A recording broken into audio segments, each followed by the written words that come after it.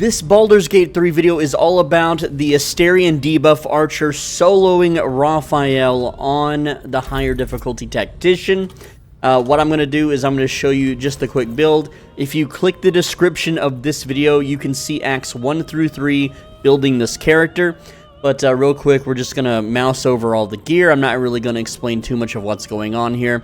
But I will explain a few other things that this build has going. I just want to show you that you can absolutely solo Raphael with this build. And essentially, here's the buffs. We are using camp casting to stack buffs. Now, this is completely solo, no cheese, no summons, nothing crazy. Here is the features of the character. And so, this character here, I'm going to show you the stats next up. You could pause if you want to see more of the features, but essentially, this character here is, it is a level 3 rogue, so that we have an extra attack.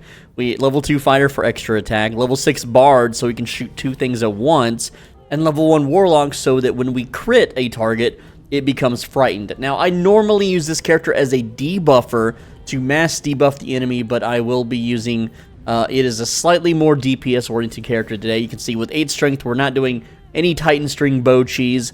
Let's just get into the fight. Now, I am going to do a little bit of pre-buffing before the fight, so I'm going to eat a good berry so that I can trigger this amulet for 1 to 6 poison damage. I'm going to use Purple Worm Toxin for 1 to 10 poison damage. I'm also going to use a Darkfire Shortbow for the haste right before entering combat. Other than that, I am also going to enter combat from stealth, so I'm going to be abusing the Cloak of Cunning Broom here to basically enter stealth inside a foggy cloud.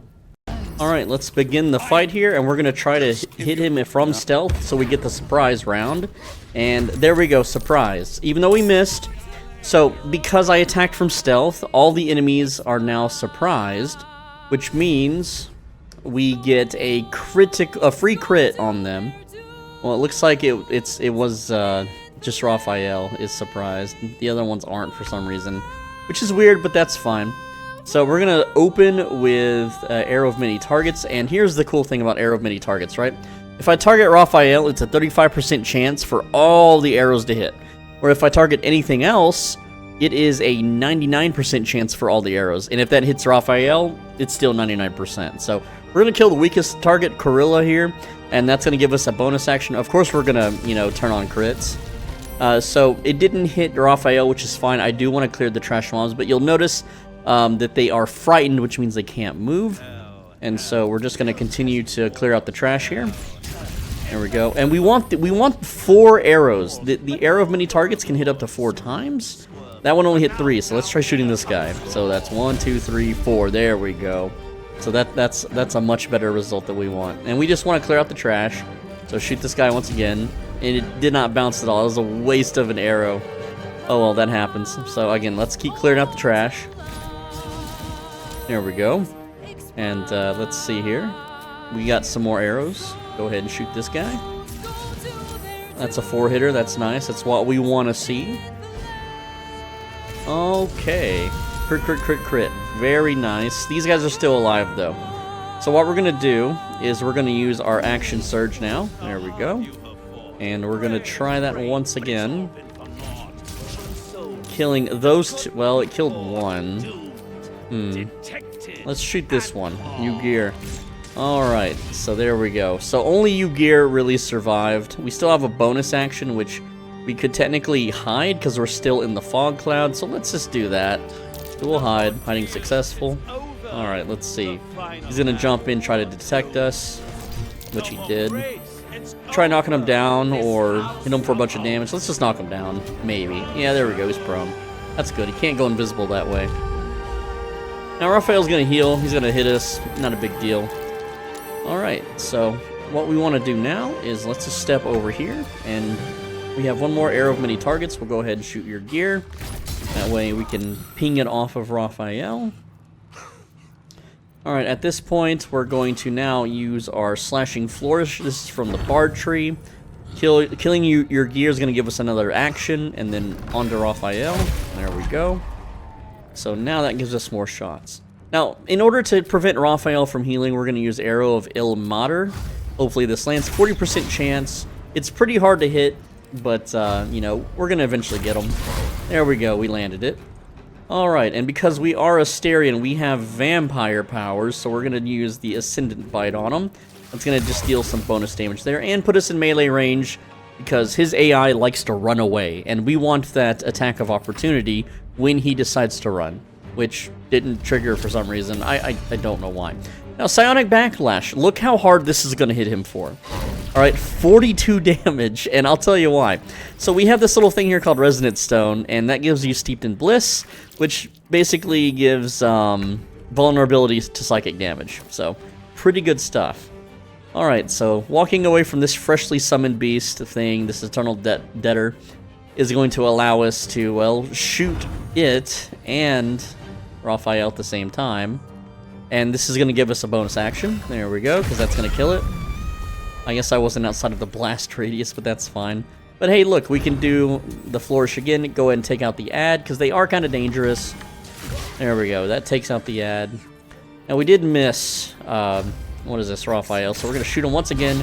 Arrow of Ilmater. We got to land one of these so he does not heal. We got to land one every turn, and we got it. So we can now do another little fun thing, and that is we're going to shoot him with Arrow of Arcane Interference and give him the old silence treatment. And there we go. He is now silenced, so that's really nice. And then we can just shoot him once again with a regular arrow, which is fine. There we go. And then we're going to run up next to him so that we get Attack of Opportunity. Which he is frightened he can't move. Now he can't heal either. So here he is. He's going to cast Incinerate. We're going to Psionic Backlash him once again for 30 damage this time. You can see that his health is just melting. Now at this point, we could melee him, which hits pretty hard, 13 to 30. We can do arrows 23 to 42. And yeah, we could also shove him away with an ability. It's whatever we want to do. 60% or melee is 55% chance to hit. So we're just shake him a few times. There we go. Now, of course, because I am a rogue, I can disengage and shoot him if I want to. There's not really a reason to do that. So we're just going to continue to shank him here. It does plenty of damage. He's already nearly dead. I can also do a Vampire Bite just to heal a bit or drink a potion. It's completely fine. Misty Escape.